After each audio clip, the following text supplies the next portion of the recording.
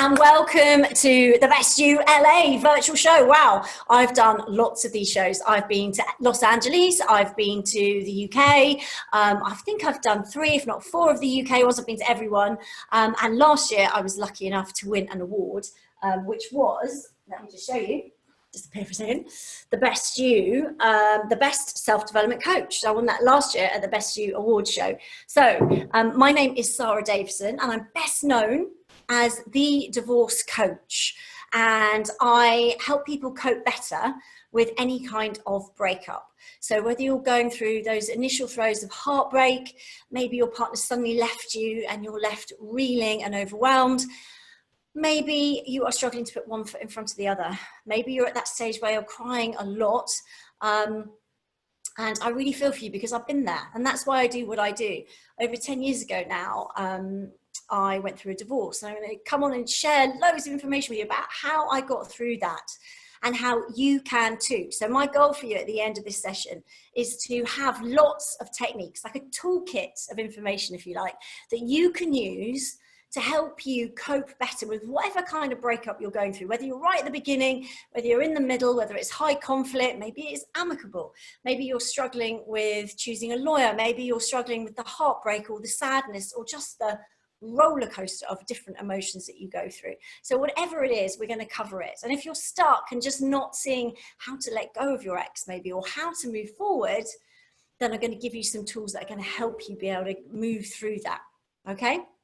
So I'm going to share my screen with you so that you can see my presentation, because I want to give you some tools, and this is a really good way of me being able to help you understand the tools. So, okay, how to survive a breakup and move on to create the life you want to live, which is super important. Okay, where is my video gone now? Hang on. Let's just see why. Okay, Marina, I think you're going to have to come off because I'm losing my camera when I go in to do this, and I need to have my camera on. So maybe, I'm not sure how to do that, but I just need you to come off so I can share screen and then see my screen. That would be great. Thank you. Okie dokie. Right. Okay, that's better. Okie dokie, for some reason it wasn't bringing me up. Okay, so this is who I am. So yes, I've written 2 books now actually. So I've written a book called Uncoupling, and that is about how to survive and thrive after breakup and divorce. And this one really is a bit about my story, about my breakup and how I cope so that you can cope too. So there's lots of techniques in there, lots of strategies, and the feedback I get from it, and it sells around the world, it's been translated into Chinese even, is about that it really speaks to people. So, and you feel like I'm talking directly to you. So if that's something that would help you, then I would get that one. Also, I've got this book, The Split, From Breakup to Breakthrough in 30 Days or Less. Now, this is a guide, day 1 to day 30, of how you can cope every day, a different technique and tool to get you through. So, yes, I'm a best-selling author. I also speak in the media a lot. So you may have heard me that way. I am based in the UK. Yes, hence you may have picked up on the British accent. I'm based in England, near Windsor, actually, not just outside of London, but very close to where the Queen lives. So I'm sure if you visited, you may well have come to Windsor Castle. So I live a couple of minutes away from there. Okay, so today I'm going to give you as much information as I possibly can to help you cope better with your breakup. And, you know, I know what it's like, you know, when you think you've got the perfect family, and I did. I had met my husband, we had a business together, as well as the icing on the cake was we had a little boy. He was 1, and, you know, we were traveling the world, working together. We had very similar interests, and I thought I'd met my soulmate. And then sheer devastation. It hit me like a freight train when I found out that he didn't love me and he didn't want to be married to me anymore. And I watched over the next few months as he fell in love with somebody else and very quickly started a new family, whilst my world was in absolute tatters. And I did not see it coming. It hit me like a freight train. And for those of you that are going through this right now, I'm sure these emotions are emotions that you can connect to and really understand. embarrassment, failure. You feel like life is over. You've got this overwhelming sense of loneliness and being isolated and alone. Pain, sorrow. Sometimes it feels like a physical pain, right? Sometimes it feels like a real physical pain. So the questions also that go around in your head, how do I manage all these negative emotions? Gosh, what does divorce look like? For those of you who are going through an actual divorce, oh my goodness, what does that look like? Because it's a different world. How will your life have to change? Now, these are all questions that you're going to be facing at a time when you're going through such emotional turmoil. How do I cope when I have to hand my son over to his dad and his girlfriend? How do I stay in the marital home with all the reminders? Things like that going round and round my head, as I'm sure, and I know with my clients, they go around their heads too. So when they come to see me for coaching, or maybe come on one of my live events, my breakup recovery retreats, what I say is, look, just because life is like this right now does not mean that it has to be like this forever. And I've been coaching at this point. I've been a life coach for 15 years when this happened. And so for me, I knew that life didn't, I knew I could turn it around, but it was so overwhelming. It was incredibly difficult to do.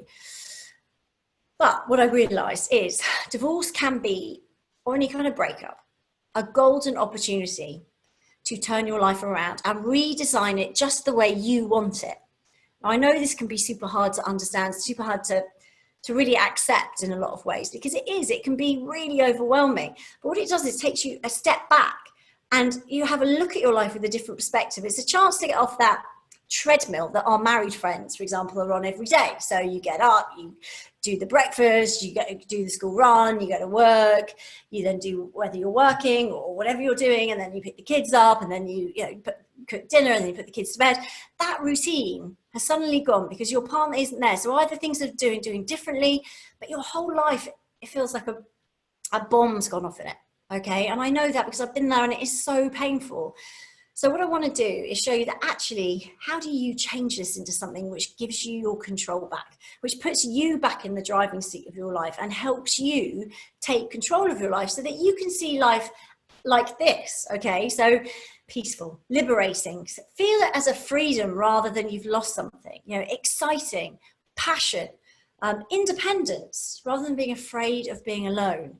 So it's really interesting, and I want to show you how you can start to tip that balance so that you can move beyond this, because you can have this, guys. You can have it. You don't need to have this. You can change it into this, okay, and start to feel happy again, start to feel more in control of your emotions, start to feel that life is turning a corner for the better.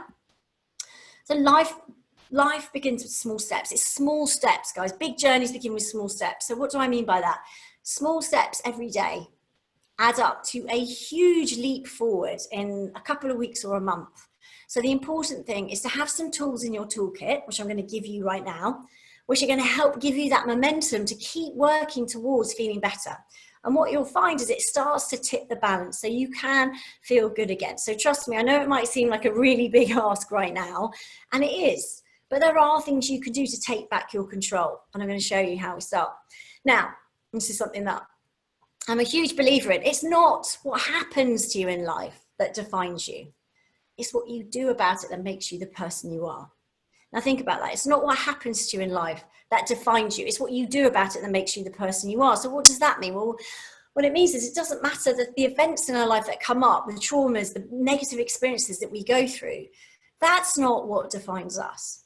What defines us is what we do about it. Do we go down and accept that that's it and that's life forevermore? Or do we say, you know what? I'm going to pull myself back up. I'm going to dust myself back down, and I'm going to put one foot in front of the other to turn my life around, to take back my control, and to start feeling good again. Okay, that's what defines you. That's what defines who you are. And if you think about all the people that you know, or truly successful people in life, they'll never have got there in one giant step. It's lots of little steps, and there'll be lots of failures, knockbacks, traumas, challenges along the way. And that's what defines them. They didn't let that put them off. They didn't let that stop them and say, okay, well, that's it. That's the end of it. I'm never going to get what I want. They go, okay, well, that wasn't working. So what else can I do? There's always a way. Okay. So, if you think about it, what is the modern family these days? In the UK, 42% of marriages end in divorce. I know in the States, it's higher than 50% of marriages end in divorce. That's 1 in 2. And these are the top reasons. Number one, adultery. Number two, abuse. And with lockdown that's happened recently, this is going through the roof. And I'm the patron, I'm lucky enough to be the patron of a domestic abuse charity called the Dash Charity here in the UK, based in Windsor, near where the Queen lives. And we've seen an increase in domestic abuse cases where people have been forced to live together within four walls and not having the ability to get out and about. But abuse isn't just a lockdown thing, obviously, and there's lots of different types of abuse that can lead to breakdowns in relationships. But ultimately, if it is a toxic relationship, you are better off out of that. But that is a big topic. And if you want more information about that, I do talk about that. It's one of my expertise areas. So do check out my website, sarahdavidson.com, which is on the slides at the bottom. I have a free video and can give you some information on that. So there's free videos up on my website if you want to watch that. So yes, there's lots of reasons why marriages break down, and actually, the interesting thing is that it doesn't really matter at the end of the day why it's broken down. What you want to focus on is how you get through that. So I want to show you what's coming, because it's really important. It will put you back in the driving seat and give you a bit more control if you understand what that looks like going forward. So now if you've got questions, guys, you can pop it in the chat box or the Q&A box, and I will come to that either now or at the end when I see them. So if you want to ask questions, please do, because I'm here for you. So if you've got anything specific, then drop it down, or come to my booth at the end of this, because I know I've only got 45 minutes and I've got so much I want to share with you. So if you want to come and chat to me later, you can, or drop me an email, sarah@sarahdavidson.com. So the loss cycle, where are you in this loss cycle? You can see you've got mood on one axis, so how you're feeling and your energy levels, and then time along the bottom. And this was created by a lady called Elizabeth Kubler-Ross for death, for when people died. But the interesting thing is that divorce is the second most traumatic experience we go through after death of a loved one. So you can see that there's a lot of similarities. So the first stage is denial. Anyone recognize that? That's when you put your head in the sand and you say, it's not happening. You don't acknowledge it. Maybe you don't tell anyone. Maybe you don't even tell your best friend.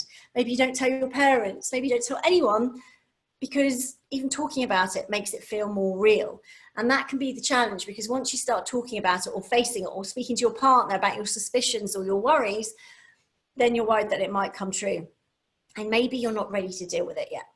And actually, one of the interesting things is your body will hold that back until you are strong enough to deal with it. And that's why this curve goes like this. I'll show you a bit more about that in a second.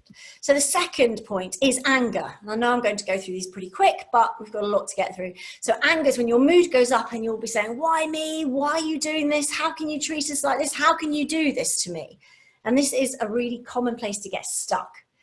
Now, for those of you that feel anger, it can be up to rage, but it can also, for those of you who don't really get angry that much, maybe it's not in your nature, or maybe you've learned not to do anger because it's in your relationship, it doesn't really serve you or could put you in a dangerous position. Maybe it's frustration or fear or stress, but you will have some kind of anger that manifests in some way. Then as that anger and that energy level subsides, it goes more into the bargaining stage, which is, why me? Maybe if I changed myself, maybe if I did something different, maybe if I cooked dinner every night in a certain way, or maybe if I dressed a certain way, or maybe if I didn't make so many, to text them so much, or I could get them back, or I could change things, or I could do things differently. So that's the bargaining phase, where you're sort of turning it back on you. And that can really be a time where your self-confidence gets really hit. And then the fourth stage is depression, which sounds tough, and it is a tough phase. That's when your energy is at its lowest, that low curve at the bottom. However, what do you see from the diagram? You go down into depression, but you always come up. Okay, so a lot of clients will come to me and say, Sarah, my GP, my doctor has told me that I'm depressed. And I'll say, well, it's normal to be depressed. You have to grieve the end of your relationship. You have to, guys. It's someone that you've cared for that long, you're going to grieve the end of it like you would if they died. They're just not in your world anymore. So it is a natural part of the grieving process and the healing process that you go through that to come out the other side. You can't skip it. If you stuff it down, if you push it away, it will come back up and rear its ugly head at some point. So it's okay to cry and it's okay to go through that. knowing that you'll come out the other side to acceptance. Now, this is an interesting one, because some people will be stuck at acceptance for a very long time. It's kind of when, you know, you've taken off your rose tinted glasses and you're going, we're not going to go backwards here. The relationship's not going to happen, and you probably don't really want it to at this point, or maybe you just accepted it's not. But then you don't know what's next. You don't know what the future holds. So you're stuck. You know, it's like a blank canvas, or even for some people, a black hole at this stage. So they're stuck, and you can be stuck there. I had a client last week who's been stuck for 15 years. Her ex has moved on. He's had a whole new family. The kids are relatively old now. And she's still in the same place, in the same flat, doing the same things, feeling sorry for herself. Now, you know, this is a point where things need to change, and I'm going to show you how to do that. So divorce can come through your life like an absolute cyclone and devastate everything along its way. But the good news is we control what goes on up here. You know, I call it the remote control to your brain. You know, we all have the remote control to our brain, but most of us don't know how to use it. Most of us don't know. Most of us just go through life reacting because we've always done it, or we think in that moment it's the right way to react. But what I want to show you today is that you can take control of that. You can decide how you react. Now, it's not something that's instantaneous, but actually it's almost like, think of it like a dial, and you're dialing down those emotions. So, you know, if you are stuck in a certain emotion like anger or fear or loneliness, you can dial it down. You can take control and start to change how you feel. And there's 4 keys to how you change this. And I'm going to go through them now and show you. So the first one is you have to take responsibility. You have to take responsibility for you, for your life, because ultimately you are the only person responsible for you. Now, you may have hoped and prayed that your ex would be there forever and that they would always uphold the vows that you took together. But obviously the situation has changed, and you can't control other people. You can only control yourself and how you react to things. So you have to take responsibility for where you're at. For example, I had a client who was a very successful businessman, and he always used to tell people as he got older that when he retired, which was only like a year or so off, he and his wife were going to go on this world trip. And he planned it all out with all the things they were going to do and the places that they both wanted to visit, and some of the romantic trips they'd never had time to do because he was working so hard. He was going to retire, and that's what they were going to do. But when he retired, his wife had an announcement. She was leaving. She didn't want to be there. She didn't want to do the holiday. And when he came to me, it was 6 months later, and he said, you know, he kept saying, well, she's ruined my life. I was going to do this trip. I didn't do the trip. I've wanted to do the trip all my life. Now I'm not going to get to do it. So we talked about it, and I said, well, whose responsibility is it you're not doing the trip? And he was like, hers. And I said, but you could go, right? Like financially, you could go. You know, you don't have the time commitment. You're not working anymore. And he was like, well, yeah, but then we planned all these things. I said, well, let's tweak it.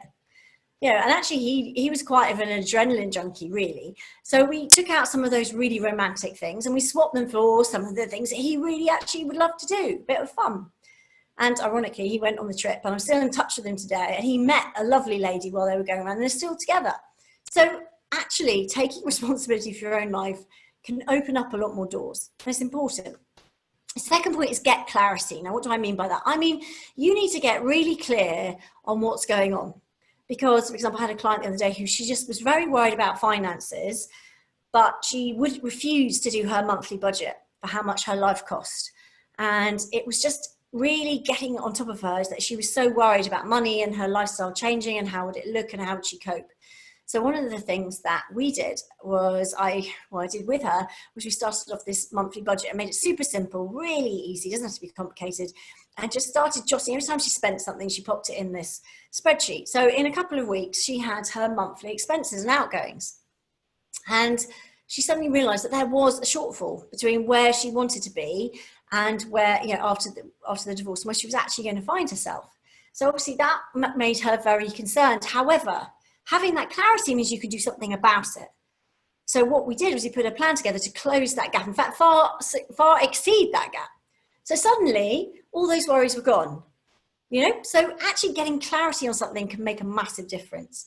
Taking back your control is so important. You know, if you hand your control to your ex and blame them for everything and give that your power away to them, then it basically means that you are living like a puppet on a string. You know, every time that they do something, you react in a certain way. We've got to learn to dial down those negative emotions so you are back in control. You are empowered and feeling like your life, you have some control over your life. Someone may have left your life. It may have had nothing to do with you. Maybe you had no say in the matter and it wasn't what you wanted. But that doesn't mean you're out of control. You need to take your control back, because every time you're blaming them and focusing on them, you're giving your power away. What then we have to do is focus on moving forward positively. Now, what I mean by that is you'll find that you tell your story over and over again, and that's normal. We had a client who turned up at my clinic here, and she admitted for the first time, and she knows someone that lives close to me, but she hadn't seen them for a long time. So before she came to the session with me, the coaching session, she went to see this friend.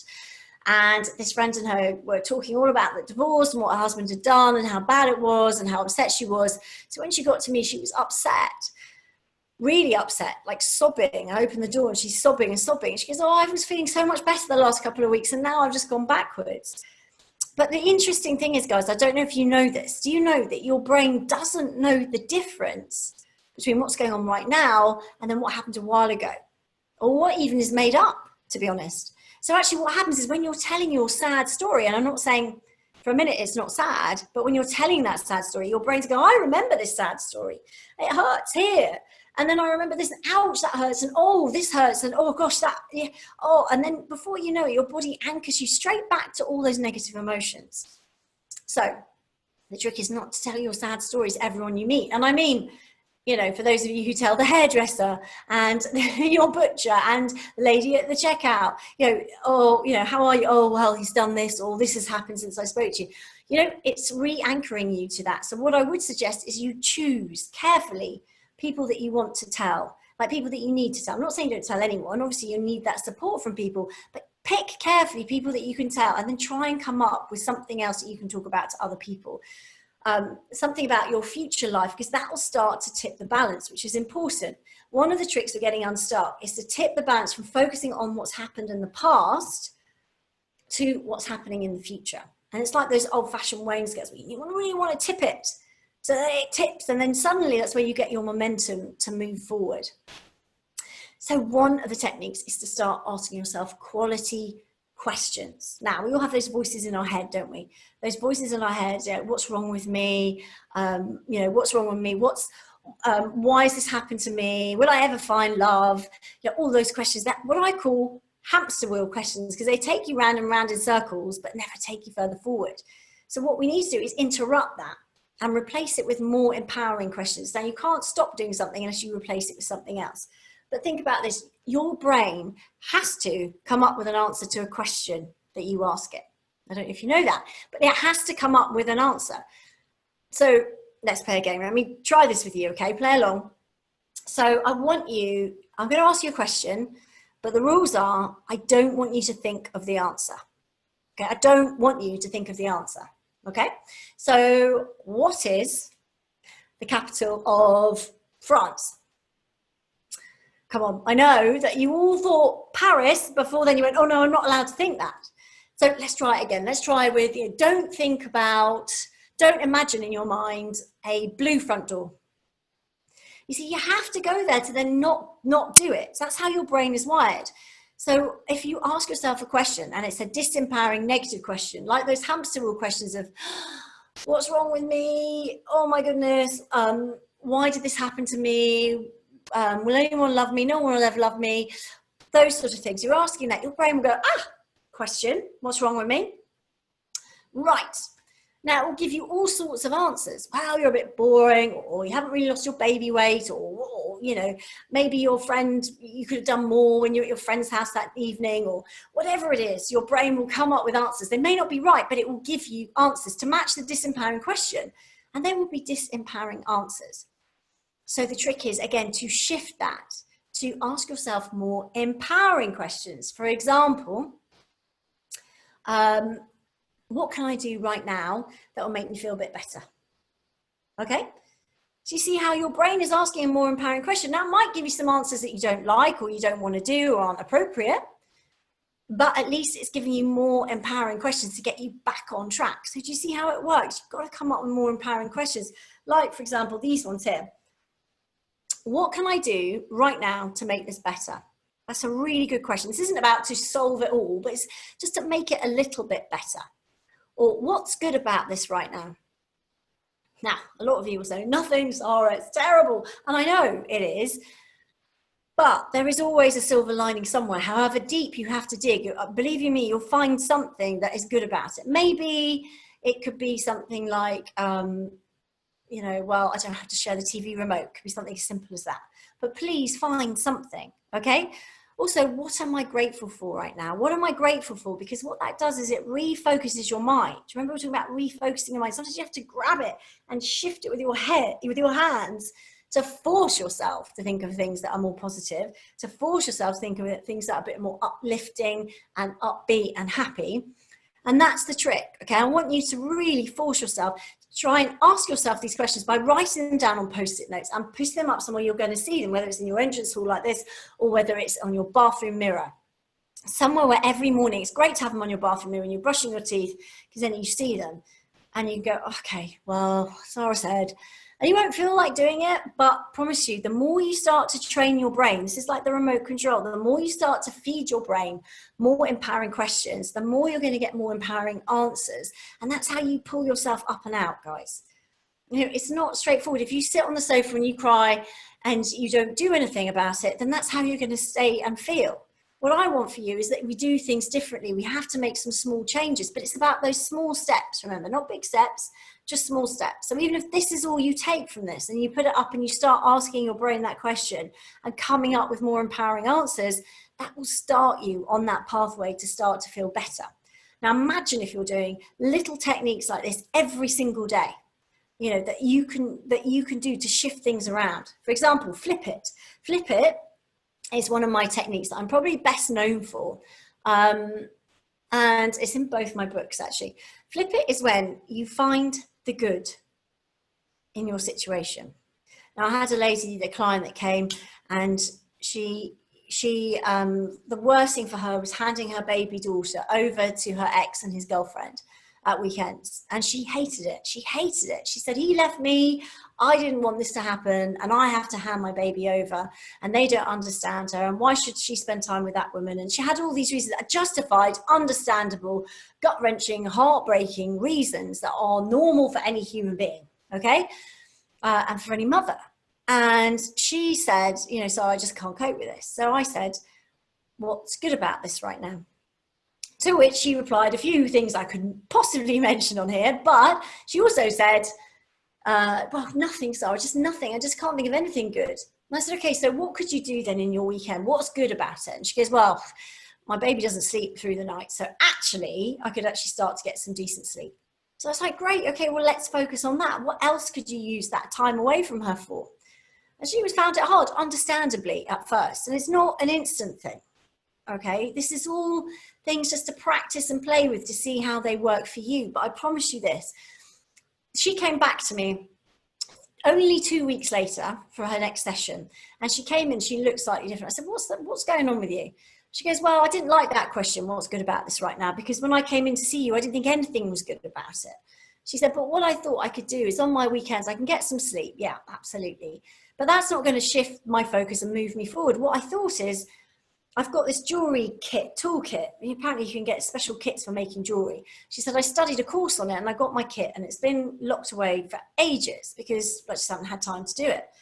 But actually I love doing it and I want to set up a website. It's always been my dream to make jewelry. She said, so I got my toolkit out and I've started to do a few things. She says, and what I want to do now is I'm getting excited about having a website and selling some of my jewelry on there. She does like necklaces and rings and bracelets and things like that. It's like she's got her own certain style and it's beautiful. And she showed me a few pictures of things she'd been tinkering around with. And now she has an online jewelry business, you know, that she runs from home and creates that extra income stream because she started to ask herself more empowering questions because she started to look at things in a slightly different way, because you can't change it. You know, if your daughter has to go every other weekend, then she has to go. So what are you going to do about it? You can either sit on the sofa and feel bad about it, or you can take your control back and say, okay, I can't control that, but what I can control is how I feel about it and what I do about it and how I react to it. Remember, we were talking about it's not what happens to you in life that defines you. It's what you do about it that makes the difference. And that is what this is all about. Now, small changes are very important. So, for example, maybe you could try cooking different meals. We often get in a rut, don't we, when we're with someone of cooking the same meals because we know they like it and it's, you know, it's what you do. Maybe you go to the same restaurants or you go to the same supermarket. What I'm saying is change things up, or zhuzh things up, as my very good friend Sue would say, zhuzh it up. So what does that mean? So it could mean painting your nails bright pink.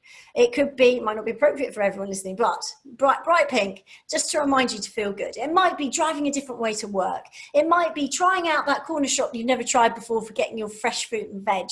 It might be changing the furniture around in your home, which is a huge difference. For those of you who are left in a marital home, an extra top tip for you here. Sometimes it's hard because the energy still feels like that person is just missing and you're just carrying on, which can be super hard. So actually changing the furniture around, if you've got an L-shaped sofa, break it up. It may not be the perfect interior design, but actually it will change the energy of the room. Maybe get a different color cushion and your favorite color, reintroduce it into the room. Maybe you change the forks where the knives are or the plates where the bowls are. Just change little things around. Because I promise you, those little changes will start to remind you that this is a shift and you're regaining your control again. Okay, I've got a client who's recently discovered leather trousers and stilettos. So, what is it for you? And then, try it. Zhuzh it up. You can always go back to how you were before. But please, if you don't step outside your comfort zone and try to do things differently, then you're going to get the same results. So what we need to do is just small steps, one step every day will make a massive difference in a very short space of time. Now, those of you who remember this movie, it's one of my favorite movies. It's Bridget Jones, of course, the first one, the best one. And this is the dinner party scene where Bridge goes to a dinner party and everybody else is in couples. She's the only one. Now, this is a really common dilemma for those of you who are single. If you're single and you've broken up and it's still a bit raw and it's a bit uncomfortable, even if you've been single for a while or a very long time, and you're going to these things and people are in couples, and at this dinner party, they were completely insensitive and started saying things like, oh, Bridge, tick-tock, tick-tock, where's your boyfriend? Why haven't you got one? Don't you want kids? And it was awful for her and she found it very, very difficult. What we want is for you to not put yourself through these situations, not avoiding them because then you're missing out, okay? But instead of being Bridget Jones, we want you to be a little bit more Sex in the City, a little bit more sassy about it, okay? So how can you do that? Well, one of the methods is just to prepare in advance. So people are going to ask you, where's your boyfriend? Or where's your wife? Is that her over there? Or did you come on your own? Or, what's your husband doing tonight? Where's your wife? Where's your girlfriend? People are going to say that. So instead of just going, oh, and then either like scaring them by saying, oh, we just broke up, and then tearing up or getting upset, I want you to think about it. You need to have a phrase or something you go to and you practice this in front of the mirror. You're like, oh, I'm happily divorced, thanks. No. And then move the conversation on.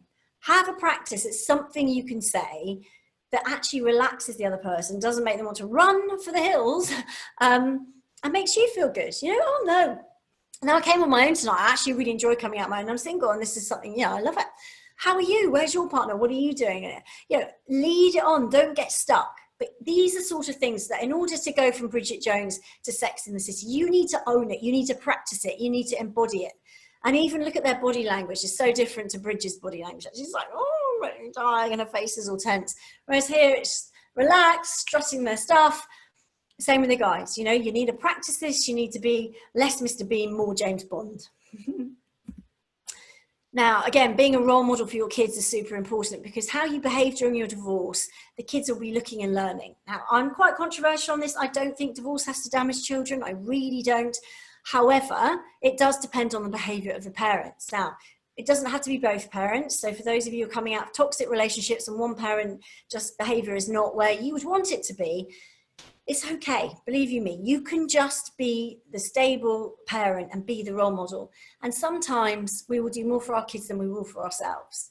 So we have to really think about how we are reacting and what we're doing. And my motto is always do the right thing.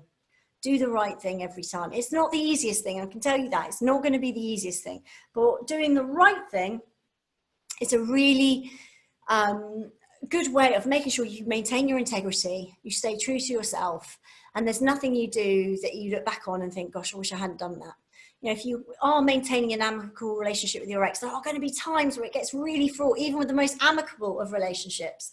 You know, you're talking about dividing up lifestyles and money, and that is going to put strain on anything. So doing the right thing at all times, being kind and respectful to your ex is really important. And I do urge you to really put that at the forefront of your mind if you can. For those of you coming out of toxic relationships, that's not always going to be possible. But again, you can't control what they do, so you can't worry about it. Although I know it's natural to feel bad and to react when it happens. But you don't have to go to their level. That's what I'm saying. You need to do the right thing for you. Do the right thing so you can hold your head up high and you can get through this, okay? It's really important. Letting go. Well, you know, it's really funny. One of the quotes that always sticks in my mind was from the very wise Jennifer Aniston. She said, taking rat poison yourself. She said, it's like, she said, holding on to bitterness is like taking rat poison yourself and then waiting for the rat to die. She said, you know, you're holding on to this and all it's doing is eating you up. It's not affecting them. They're getting on with their lives. They might not even know. You know, Oprah Winfrey tells a story about some woman that she was in some argument with, and she just every day used to fester and she'd get upset. It was upsetting her so much. And then one day she was walking down somewhere near where she lived, and this woman was in the street ahead of her, hadn't seen her, and she was just sitting in the street with a friend. They were laughing and joking, no cares in the world. And she's like, gosh, you know, all this worrying and aggro and bitterness that I'm holding on to is really only affecting me because she seems to be having a really good life. So she was like, this is crazy, crazy, crazy. So, yeah, letting go is an important one. And again, YOLO, you only live once. And it's true, guys, we only live once. And whilst this is a phase that is incredibly painful, everything happens for a reason and serves a purpose. And you are where you are, and you can't control that. So we have to kind of find a way that you can say, look, I need to get through this the best I can. And we only live once. In this moment, there's no point wishing your life away. We've got to find the good in where you are. And we've got to learn from it so you can feel empowered and move forward. And that's what I really want from you. I want you to take these tools away. And whether it's flip it or taking control of the questions or using your sassy body language or preparing some phrases to say, or just accepting there's going to be times where you're going to cry. There's going to be times where you're going to just feel really low. And that's okay because it's part of the healing process. You know, reach out, ask for help. You know, you can always contact me. I have a coaching team as well as me. If you want to come and be coached by me, I'd love to coach you. But if you actually want to be coached by one of my team, I train people to become breakup and divorce coaches. I run retreats. They are in the UK, so I know a lot of you are all over the world and in LA, and I'd love to come to LA and run one of my retreats out there. It'd be amazing. But yeah, you know, they've been in a lot of press over here, as you can see. Marie Claire, Red, Times Magazine, Saturday Telegraph, just, yeah, most press. Also, think about this, okay? I train people to become breakup and divorce coach practitioners. So that means that you don't have to have had any previous coaching experience. But if you've been through a tough breakup and you want to use that to help other people, then I have an online practitioner program where I train you online with videos, and we have a support group, and you can actually train on an online program to become a breakup and divorce coach and be part of my team. We've got an amazing coaching community, and we often do loads of webinars and get-togethers online, as well as in people fly in for them as well. So yeah, it's great. So if you are thinking about using that, it's a great way of helping other people with the experiences you've been through. But if you're going through a breakup and you need help right now, then do reach out for coaching or anything else like that. In the chat box here right now, Marina, who is my amazing PA, has put some information about my booth. So if you have questions, then we can go through. So I'm going to answer a few of them now. Just wanted to leave you with this little thought before we go to the questions, and you can drop questions in the chat and I'll answer them now. Everything happens for a reason, and sometimes good things fall apart so better things can come together. That was one of Marilyn Monroe's phrases, and it's so, so, so true. You think right now all hope is lost, but actually when you get into it, it actually is something that, you know, you can you can use to feel better and to have a better time. Right, I'm just trying to see, Marina, are there any questions in there? Is it us saying, if you've got any questions, then you can come to my booth. So I've got a booth. If you click on the link in the chat box, it will take you through, and there's some other links in there about booking divorce coaching and your training programs and things. So www.saradavison.com is my website. saradavison, just 1D.com. Obviously I've got my books, they will help you, you know, and actually this split is available for £1, I think it's $1 on Amazon, and if you download it as a Kindle, because I just want to give you the information if you need the help. And then we've got Uncoupling as well, which is again another bestseller. They're both best-selling books, but they're really helpful to give you the tools that you need to get through these tough times and come out the other side. You know what, you can do this. You know, we all go through tough times and it's not going to last forever. But if you can speed up the process by using some of these techniques, by using some of the things I've shared with you today, using your toolkit of information, then you can start to feel better right now. You can start to see that overwhelm dialing down, that sadness dialing down, and you can start to open up your eyes to, you know, finding a new partner or finding new friends, finding new opportunities. Because when one door closes, so many more opportunities present themselves, but you won't see them if you're focused on your ex. Okay, you won't see them. So please, please, please, let's start one thing at a time. Even if you just take one thing from this session and implement it tonight. Yes, tonight, do your homework, just tonight, one thing, whether it's writing down an empowering question on a post-it note and sticking it up somewhere where you can see it, or booking a coaching session on my website with either me or one of my team, or emailing me, Sarah@SarahDavison, with a question. And whatever it is that you want, follow me on Facebook, on Instagram. I do a lot of videos and Instagram lives where I take your questions for free. If you send me a question, I will do a video on it and post it up. So do follow me, Sarah Davison Divorce Coach, on my social media, because I will reply, and I will do my best to help you, because I know what it's like to be there, but I also know you can do this. I know you can do it because I've done it myself, and I've helped hundreds and thousands of people around the world to do it too. So you can do this. You are not alone. You are not alone. And please do follow me for support, advice, free advice and support that's on the social media platforms, so that you can see you really are not alone and that I'm here to help. And so on my team. Anyway, I wish you all the best. I don't think there's any more questions in there to answer. So I will leave you. And if those of you want to come through to my booth, please do. If not, please do get in touch and yeah, reach out. Okay, mwah, lots of love, big hugs. And I look forward to speaking with you all again very, very soon. Bye-bye.